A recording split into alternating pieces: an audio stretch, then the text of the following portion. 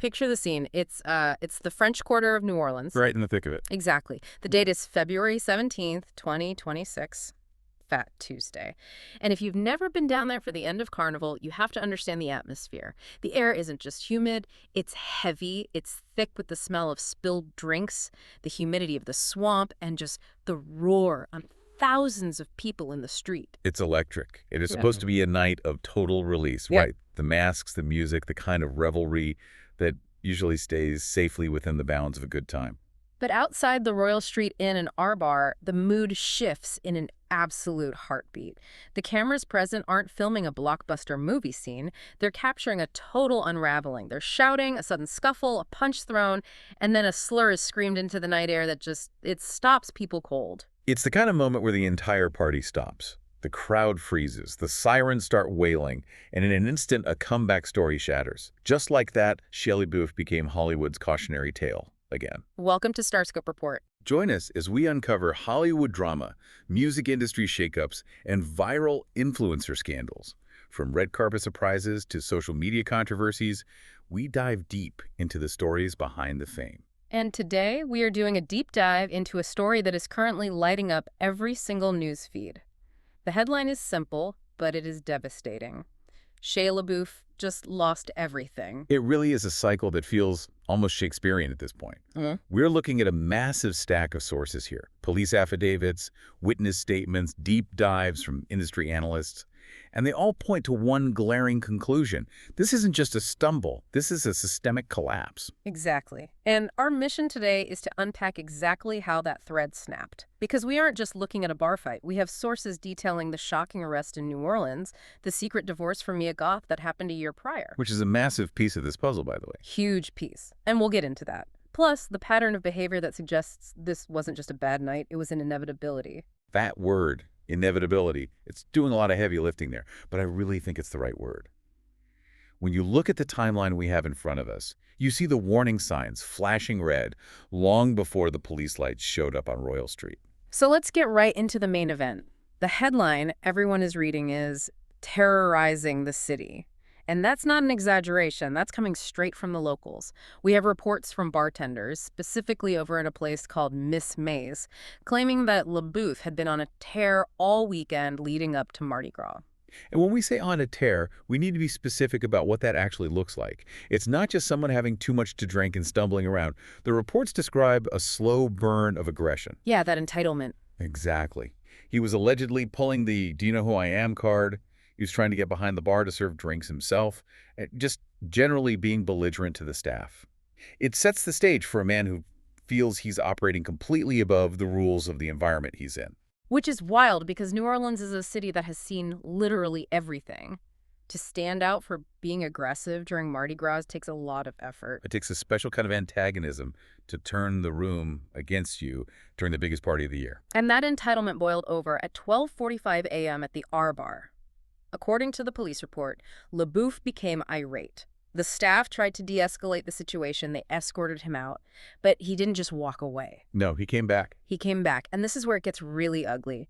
He allegedly attacked two people. And we need to be very specific here because the identity of the victims matters immensely to the legal fallout. It changes the entire legal framework. He targeted Jeffrey Damnit, who was a well-known local entertainer who was in drag and makeup at the time, and Nathan Thomas Reed, a queer man. And the physical assault, the punches thrown, that's bad enough. But the language used changes the complexion of this case from a simple battery to something much more serious. The sources are very explicit. We have to report it to understand the gravity of the charges. LaBeouf allegedly screamed, quote, "You're a fucking faggot" at Damnit. And he didn't stop there. He reportedly repeated that exact slur toward Reed. If we just pause to analyze that, the cruelty is incredibly specific. You're at Mardi Gras. Historically, this festival is a haven for self-expression, for the alternative culture of New Orleans. To target someone for wearing makeup or for their identity in that specific setting, it speaks to a deep-seated hostility. Jeffrey Damnit actually went on record saying this was a slap in the face to any alternative culture person. He believes his appearance is exactly what set LaBeouf off. Right. So legally speaking, the question becomes, how does that slur change the charges? Because normally, a bar fight is just a misdemeanor. People get into a scrap, they pay a fine, they move on. Exactly. But Louisiana law allows for what's called a hate crime enhancement.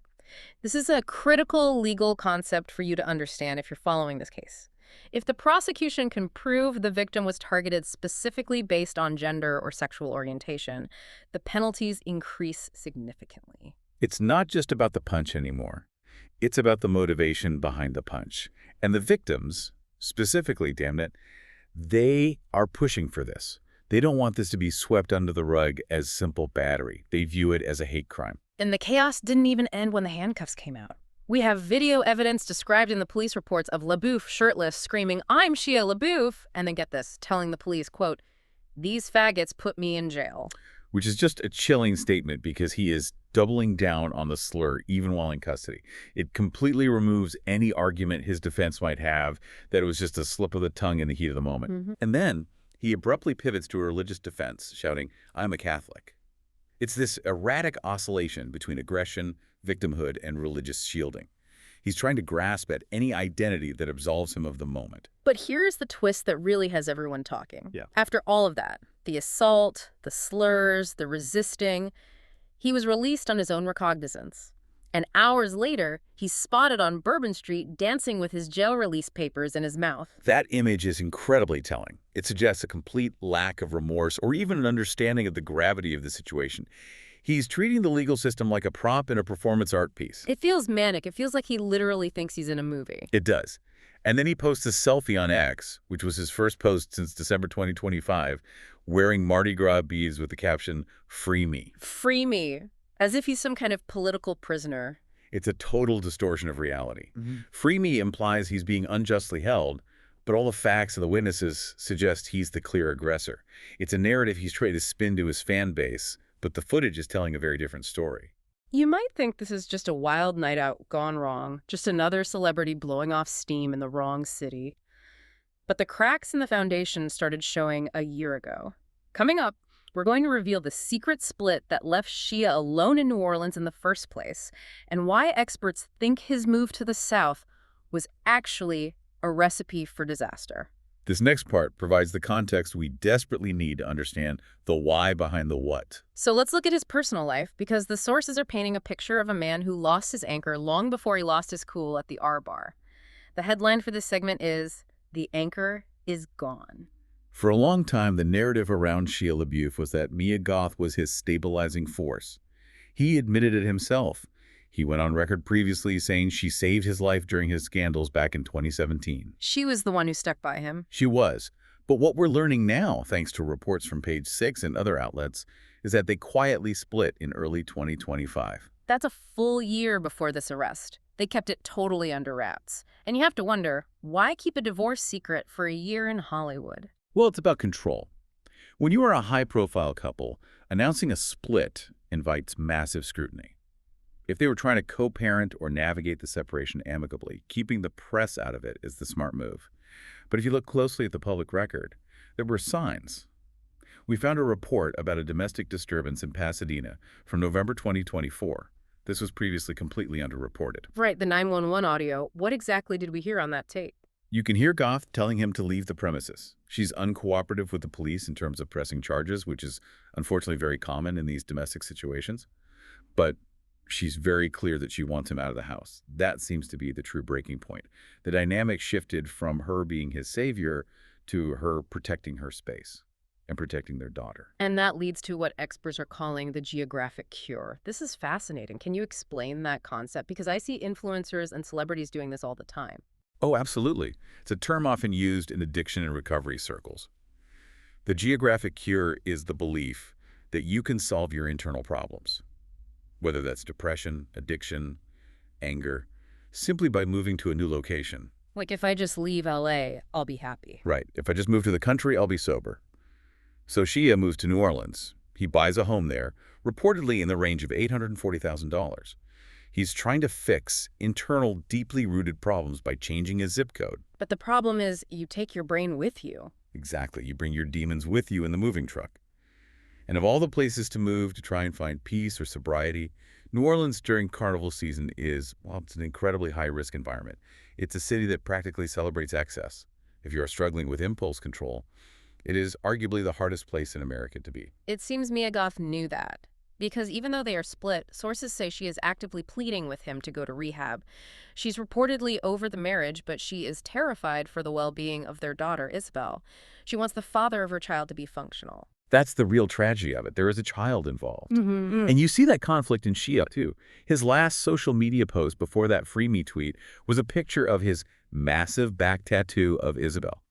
He clearly values that role as a father, yet his actions are directly jeopardizing it. It's a heartbreaking contradiction. The tattoo is permanent, but his presence in her life feels so precarious right now. Precisely. And without Goth there to act as the guardrail, he just careened off the road. If you are loving these Hollywood twists and you want to stay ahead of the headlines, make sure you're subscribed. We've got even crazier stories ahead, and we're tracking this case closely as it goes to court. You won't want to miss the updates. There's certainly going to be more coming on the legal front. Now let's zoom out, because if you think this is an isolated incident, the sources say, look at the rap sheet. We're calling this segment a cycle of violence and apology. Because this isn't the first time we've seen this movie. No, it is a very distinct pattern. We are looking at recidivism. And recidivism just means the tendency of a convicted criminal or an offender to reoffend. If you go back to 2014, you have the Cabaret Broadway arrest. He was yelling slurs at police officers then, too. I remember that. He was smoking in the theater, slapping actors. It was surreal. And then 2017 in Savannah, Georgia, he was arrested for public drunkenness, but the body cam footage revealed a racist rant against a black police officer. And then the apology tour started. Exactly. He apologized, he went to court-ordered rehab, he wrote the film Honey Boy as a way to process his trauma, and the public and the industry forgave him because he framed it as this profound healing journey. But then came the FKA Twigs lawsuit. And we need to remind everyone, this wasn't just disorderly conduct. This was massive. She alleged sexual battery, strangulation. These were horrific allegations. And that lawsuit was just settled in July 2025. That is extremely recent. We should clarify what settled means here for you listening, because it can be confusing. Does a settlement mean he admitted guilt? Generally, no. In the legal world, a settlement usually means money was paid to stop the case from going to a public trial, often with no formal admission of liability. But he did release a statement admitting to abusing himself and everyone around him in a general sense. The point is, the ink is barely dry on that settlement, which was supposed to be his clean slate. And here we are again with battery charges less than a year later. There's also this recurring theme of using his artistic process as an excuse. We have reports from the set of his recent film, The Rooster Prince. Colleagues were apparently very concerned. He had erratic mood swings, but people on set just dismissed it. They said, oh, it's just method acting. His character has mental health issues, so Shia is just being Shia. That is the method trap. The industry enables this behavior over and over because they value the output. They mistake instability for artistic depth. But as Jeffrey Damnit, the victim in New Orleans, pointed out, at any other job, you'd be fired. If you act like this at a bank or a school, you lose your livelihood. But in Hollywood, it's branded as intensity. And now he's adding religion to the mix. During the arrest, like we mentioned, he's screaming, I'm a Catholic.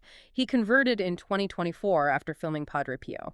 It feels like he uses these frameworks, method acting, Catholicism, childhood trauma, as shields. He adopts an identity that he thinks grants him immunity or moral superiority. It's like he's saying, I can't be a bad guy, I'm a tortured artist. Or, I can't be in the wrong, I'm a man of God. But the actual behavior, the slurs, the violence, it remains consistent regardless of the label he's wearing. The industry might finally be tired of the act, though. Jeffrey Damnit is publicly calling for SAG-AFTRA to investigate whether LaBeouf is even safe to be on a set anymore. And that is a completely legitimate workplace safety issue. SAG-AFTRA is the union representing actors. If a member is prone to physical violence when they get triggered, they are a literal liability to every other actor and crew member. And it's not just the union getting involved. The New Orleans Pride Center also issued a statement regarding the incident. Yes. They are emphasizing that when a celebrity normalizes slurs like the ones he used, it has a massive ripple effect. It emboldens hate. To impartially report their stance, their message is that it's not just about Shia's personal demons. It's about the signal his language sends to the public. So later in the episode, we promised to talk about the twist nobody saw coming regarding his career. With a court date set for March and hate crime charges looming, is this actually the end of his career? We'll give you our final take in just a moment. It's the question on everyone's mind in Hollywood right now. We've looked at the arrest, the secret divorce, the pattern of recidivism. When you look at all this data, what's the final verdict? I think this incident proves beyond a doubt that the geographic cure was a total failure. You cannot run away from yourself. The settlement with FKA Twigs didn't close the chapter. It just preceded a new spiral. He settled the civil case, lost his marriage, moved to a party city, and relapsed into violence. It's a straight line down. And that image of him dancing with the release papers on Bourbon Street, to me, that suggests he genuinely thinks he's untouchable. He thinks this is just another edgy chapter in the legend of Shia. But with hate crime enhancements on the table, the law might finally disagree. Louisiana takes those enhancements seriously. Yeah. This isn't just a disorderly conduct charge anymore. It raises the ultimate question. Can talent save you when you become a legal and physical liability to everyone around you? Or has Shia LaBeouf finally run out of second chances? And that brings me to a final thought for you to mull over. We always talk about the star who falls, but we rarely talk about the safety net that keeps catching them. If the entertainment industry's obsession with the tortured genius archetype hadn't kept giving him leading roles and excuses for a decade, would he have been forced to get real help years ago?